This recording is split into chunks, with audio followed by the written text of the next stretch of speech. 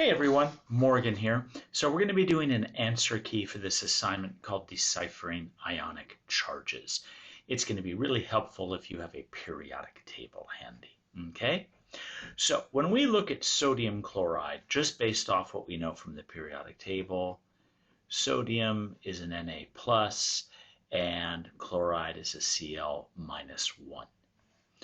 For calcium chloride, there are two chlorides. Those are both going to be Cl minus, which means the calcium must be a 2 plus.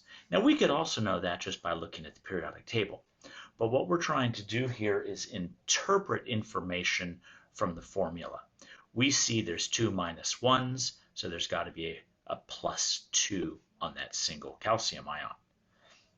Now for barium nitrate, we know the nitrates are minus 1. Did I mention you need to know your polyatomic ions?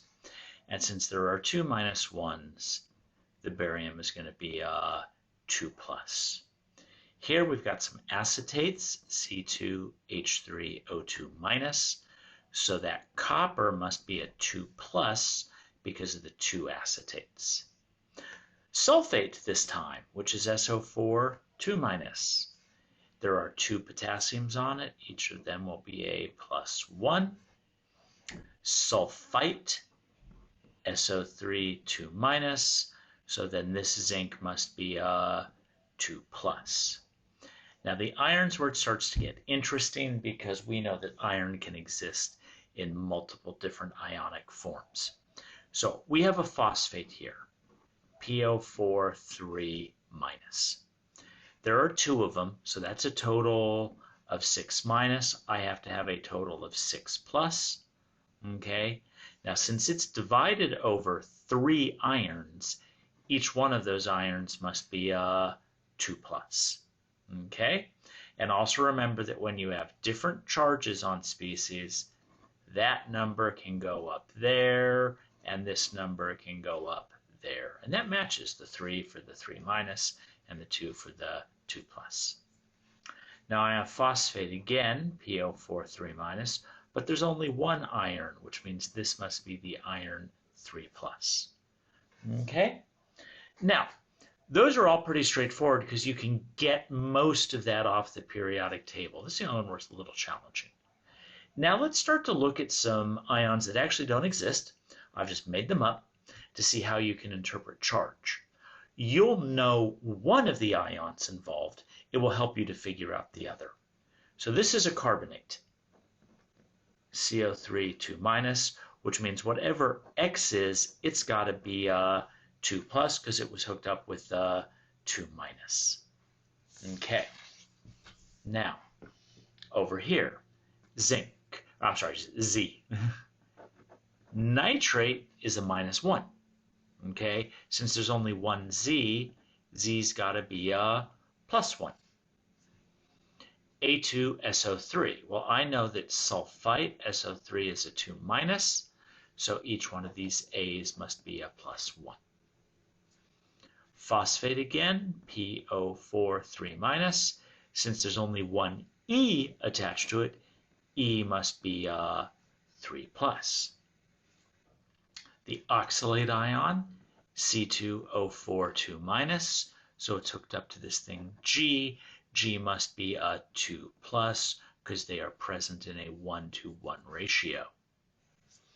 The dichromate ion, Cr2O7, 2 minus. Well, since it's in a 1-to-1 ratio with Q, Q must be a 2 plus. Thiocyanates, those are SCN minus. And since there's two of them on this Z, Z must be a 2 plus. Okay? I have some permanganates. MnO4 minus, that's a minus 1 charge. There's 3 of them, so J's got to be a 3 plus. All right, so now how about some that are negative ions, ones that are anions? Okay, so Sr, that's strontium. I know it's in group 2 on the periodic table. It's a 2 plus. Now there's 3 of these LO3s, which means each of those LO3s must be a minus 1. Okay? Ba. Ba is in the second group on the periodic table, so it's a 2 plus. That means this MO3, whatever that might be, is a 2 minus because they're in a 1-to-1 ratio. Na is a plus 1. We get that off the periodic table. Okay? So now that RO4 must be a 3 minus. Aluminum.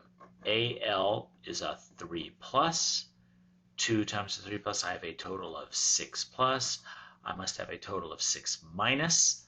So the TO3, it looks like each one of them will be a 2 minus. K is a plus 1, so that XO2 is a minus 1. B, JO3. Well, I know B is a 3 plus, so that JO3 must be a 3 minus because it's in a 1-to-1 ratio. Calcium's a 2 plus. There's 3 of them, so that's a total of 6 plus. I need a total of 6 minus. Divided over 2 means ZO3 must be a 3 minus. Gallium is in group 3, so it's a Ga3 plus. Okay, these AO2s must be a minus 1 because there's 3 of them, so that'll give me 3 minuses to balance the 3 plus. Okay, hope that clears some stuff up for you. It's a good thing for you to be practicing. It is really an important skill. And please remember that a lot of what you're doing is looking for what we call a context clue. We know what one of the ions is. That will help us to figure out what the other one is. Okay, that's it. Thanks for tuning in. This is Morgan, signing off.